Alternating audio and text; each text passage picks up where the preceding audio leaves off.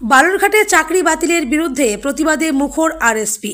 26,000 চাকরি বাতিলের প্রতিবাদে মুখ্যমন্ত্রীর পদত্যাগের দাবি তুলে ও সকলের জন্য শিক্ষা ও চাকরির দাবিতে বালুরঘাটে প্রতিবাদ সমাবেশ করল আরএসপি। রবিবার সাধনা মোড় থেকে বালুরঘাট থানা মোড় পর্যন্ত মিছিল করে এই কর্মসূচি পালন করে সংগঠন।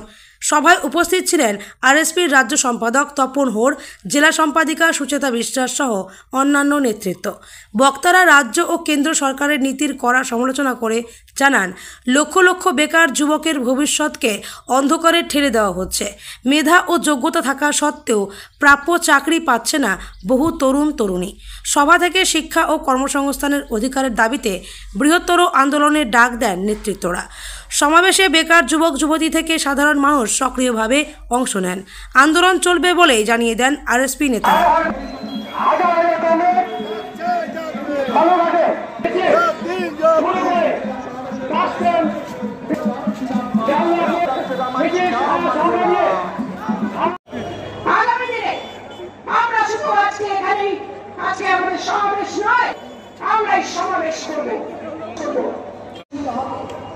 তিনি বড় বড় বক্তৃতা দিচ্ছেন গোটা বিষয়টাকে ঘুরিয়ে দেওয়ার জন্য।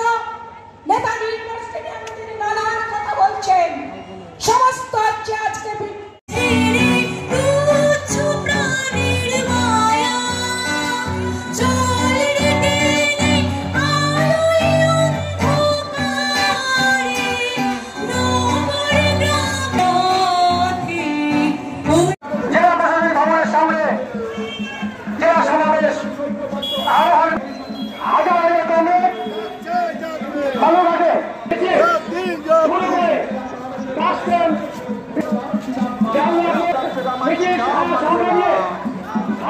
আজকে এই যে দুর্নীতি, এই যে মাস্টারদের দুর্নীতি নিয়ে কেলেঙ্কারি, এই যে 26,000 চাকরি যে সুপ্রিম কোর্ট বাতিল করে দিল, এর দাবি হচ্ছে আমাদের একটাই, মুখ্যমন্ত্রীর পদত্যাগ। কারণ উনি ক্যাবিনেটের সিদ্ধান্ত নিয়েই এই সমস্ত কিছু করেছেন। উনি এখন বলছে আমরা জানি না, কিন্তু আমাদের একটাই দাবি, মুখ্যমন্ত্রীকে অবিলম্বে পদত্যাগ করতে হবে এবং এই চাকরি নিয়ে তদন্ত করে, গোটা সিবিআই দিয়ে তদন্ত করে, গোটা মন্ত্রিসভা এই সিবিআই এর তত্ত্বাবধানে যাতে তদন্ত হয়, সেই দাবি আমরা রাখছি। আপনাদের দাবি মানা না হলে কি করবেন? আমরা বৃহত্তর আন্দোলনে যাব। আমরা 15 তারিখ পর্যন্ত দেখবো, তারপরে বৃহত্তর আন্দোলনে যাবো। Thank you. আপনার নাম? আমার নাম নিপেন্দ্রনাথ চৌধুরী।